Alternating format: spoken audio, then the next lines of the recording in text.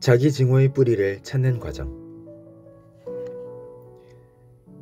아이는 부모 손에 생존을 의탁한다. 특히 생후 몇 년간은 말 그대로 아이의 생사 여탈권이 모두 부모에게 있다. 갓 태어난 아기는 자신의 운명을 송두리째 부모에게 내맡긴 상태다. 물론 4살, 10살이 되어도 사정은 크게 달라지지 않는다. 그만큼 아이에게 부모와의 애착은 죽느냐 사느냐를 결정하는 중대사다. 아이는 무의식적으로 이런 사실을 간파하고 자신의 안위를 고민한다. 이 걱정은 아이에게 너무나 중대하기 때문에 살기 위해서라도 무조건 부모가 착하고 바른 사람이라고 생각한다. 특히 주변에 다정한 조부모나 그 밖에 애착 욕구를 채워줄 다른 성인이 없다면 이 경향은 더욱 강화된다.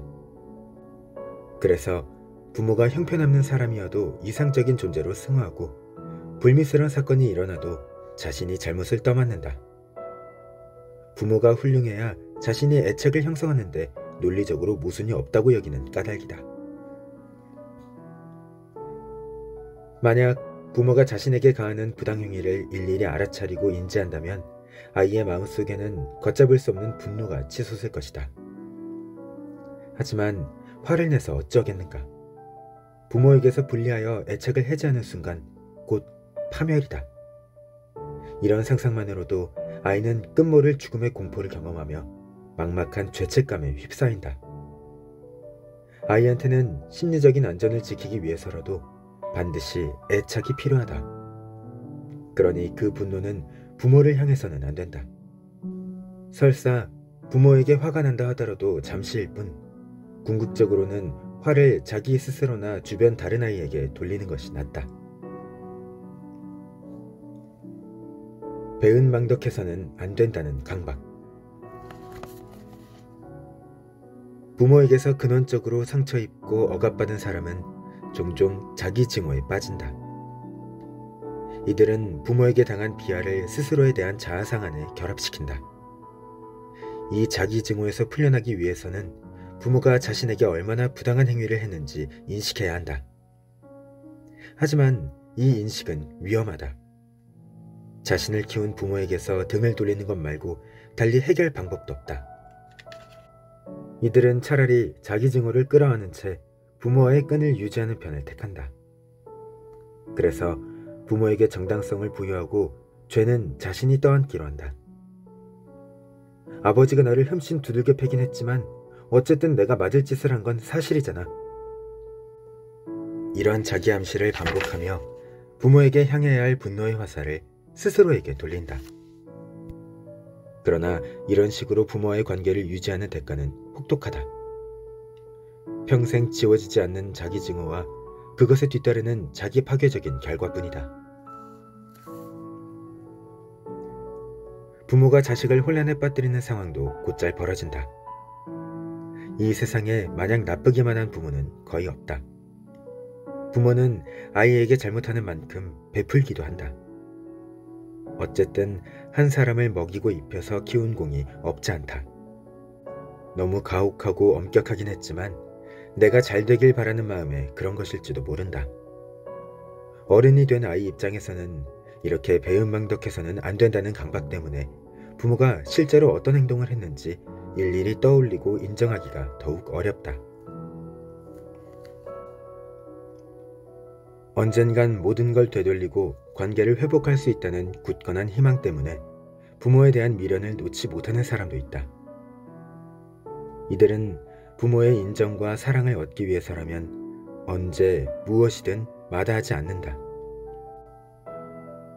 내가 만난 어느 60대 기업 중역은 아직도 85세가 된 노모에게서 따뜻한 인정의 말 한마디를 듣기를 간절히 기다리고 있었다.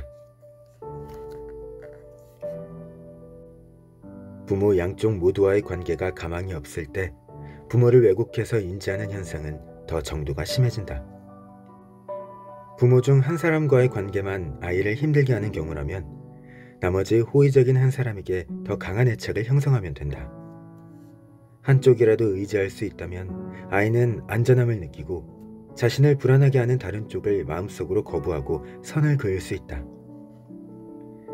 예컨대 늘 윽박지르는 아버지와 달리 어머니는 따뜻하게 대해준다면 아이는 당연히 어머니에게서 아버지와의 심리적 거리를 확보할 안정적인 기반을 마련할 것이다. 다만 한부모 자녀일 경우 조부모 등 다른 친밀한 양육자가 없으면 이런 회피와 우회의 전략을 사용하기 어렵다. 자존감에 아주 깊고 치명적인 상처를 얻은 사람들 중에는 부모를 향한 복수심 때문에 애착을 놓지 못하는 경우가 있다. 심지어 부모가 세상을 떠난 후에도 이 애착은 지속된다. 이들은 무의식적으로 부모에 대한 분노 행동을 표출하고 부모가 틀렸으며 결국 실패했다는 걸 입증하기 위해 자신의 인생을 망가뜨리는 방법을 택한다. 이들은 무의식적으로 부모에게 보복하려고 일부러 불행해지고 실패를 반복한다. 그로써 부모가 자식 교육에 실패했다는 걸 증명하기 위해서다. 이들은 자식이 행복하게 사는 모습을 보고 부모가 자신들이 취한 양육 노선이 결국 옳았다고 주장할 근거를 제공하길 거부한다. 이들의 마음속 깊은 곳에는 자신에 대한 증오와 미움 또한 단단히 도사리고 있다. 이런 의도적인 자기 태만과 자기 파괴적 행위에는 혐오스런 자신을 벌주겠다는 목적이 다분히 있다. 상담을 하다 보면 자신의 유년기 경험이 인생 전반에 그토록 광범위하게 영향을 끼친다는 사실을 좀처럼 받아들이지 못하는 사람들이 참 많다. 유년기는 그냥 유년기에서 끝내고 싶기 때문이다. 자기가 지금 처한 문제에 굳이 부모를 결부시키는 것도 거북해한다. 그들은 이렇게 말한다. 하지만 난 지금 이렇게 컸잖아요.